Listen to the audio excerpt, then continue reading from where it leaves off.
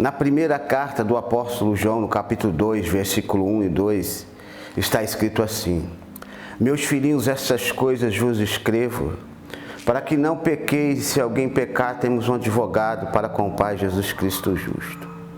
E Ele é a propiciação pelos nossos pecados, e não somente pelos nossos, mas também pelos de todo o mundo. Certamente, a primeira coisa que notamos nesta passagem, além de uma preocupação pastoral, é a ternura do apóstolo João. Porque João começa com a expressão meus filhinhos. E esta palavra, tanto no latim como no grego, ela nos remete ao diminutivo, que sugere um afeto particular. Ele tinha um certo afeto e a proximidade dessas pessoas que ele estava escrevendo. Quando João escreve esses versículos, ele já é um ancião. De fato, um dos últimos sobreviventes de uma geração, o último daqueles que andaram e conversaram com Jesus nos seus dias de sua carne. João estava escrevendo para pedir que eles não viessem a pecar, ou seja, um pedido de resistência em relação às coisas do mundo a qual eles estavam vivendo naquela época. Havia dois perigos que os cristãos daquela época, que eles deveriam conhecer muito bem a respeito do pecado. E o apóstolo João diz duas coisas acerca do pecado. A primeira é que o pecado não é algo que está relacionado a uma localidade, a uma situação, mas que ele é universal e ninguém pode escapar dele. A segunda coisa era que se alguém dissesse que não tinha pecado, ele era um mentiroso e a verdade não estava nele. Ou seja, todos estão envoltos à realidade do pecado. Mesmo diante de tal realidade, podemos alcançar o perdão dos nossos pecados mediante o que Jesus Cristo fez e ainda faz por todo ser humano. João está alertando-os para não entrar em contradição em relação ao perdão dos pecados por meio do sacrifício de Jesus. Eles poderiam cair no erro de acharem que agora seria possível então arrumar um jeitinho para utilizar ambas as afirmações com desculpa, para continuar no pecado, e utilizar o sacrifício de Jesus para continuar no erro, ou seja, pensar da seguinte forma: se todos pecamos, por que tanto alvoroço? E que objetivo temos que lutar contra algo que em todo caso é parte inevitável da situação humana? Se eles chegassem a tal pensamento, seria uma desculpa para não se preocupar com a questão do pecado. E dessa forma, o cristão daquela época poderia pensar da seguinte forma: que o pecado então perderia o seu poder de transgressão, pelo fato de que Jesus, o Cristo, conseguiu perdão para o ser humano, e mais, Ele ainda está ali para defender a nossa causa perante Deus. Então, podemos pecar à vontade e continuar no erro e no pecado. É errado pensar desta forma, porque o pecado tem as suas consequências. Primeiro, ele tinha que entender que quando uma pessoa ela entrega a sua vida a Cristo, ela passa a conhecer a Deus. E este conhecimento deve ser acompanhado com obediência. Sendo assim, então, surge o desejo de viver de forma necessária o mesmo tipo de vida que Jesus viveu. A união com Cristo implica na imitação da vida de Cristo. E de modo que João estabelece dois grandes princípios éticos acerca disso, aonde o conhecimento implica em obediência e a união implica na imitação.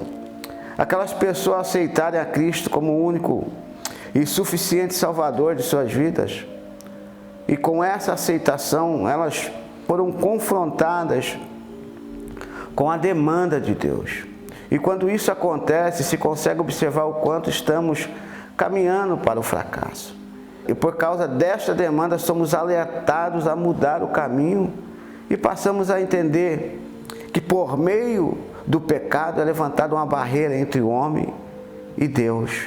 Mas essa cegueira e este problema ele foi resolvido por meio do sacrifício de Jesus na cruz do Calvário. João continua dizendo que Jesus é a propiciação por os nossos pecados.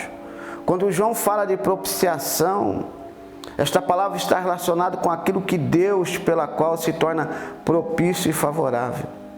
Isto é a forma pela qual Deus se torna coerente com o seu caráter e governo de perdoar e abençoar o pecador. Deus, com o seu amor, traz e realizações e concede por meio de Jesus o que ninguém poderia dar e que era impossível de acontecer: a salvação e o perdão dos pecados. João deixa bem claro que na pessoa de Jesus Cristo são removidas tanto a culpa do pecado do passado como a culpa do pecado atual. A contaminação foi eliminada, trazendo perdão pelos pecados que cometemos, e nos reveste de uma nova pureza e apaga as nossas transgressões. João ensina que, por meio de Jesus Cristo, a comunhão dos homens com Deus, primeiro, ela é restaurada e logo preservada. E que Deus, por meio do sacrifício de Jesus, Ele expande este perdão de salvação a todos de forma universal. Em João 3,16 está escrito, e nos ensina que Deus amou o mundo de tal maneira que deu seu único Filho, para aquele que crê não pereça, mas tenha a vida eterna. O desejo de Deus é que todos sejam salvos. Na carta de 1 Timóteo, no capítulo 2, versículo 4, está escrito assim: que todos os homens sejam salvos e venham ao conhecimento da verdade. Então, o que nós aprendemos com esses versículos? Nós aprendemos que não devemos colocar limite em relação à graça e ao amor de Deus para nossas vidas. E não desprezar, na verdade, a eficácia da obra e o sacrifício de Jesus Cristo.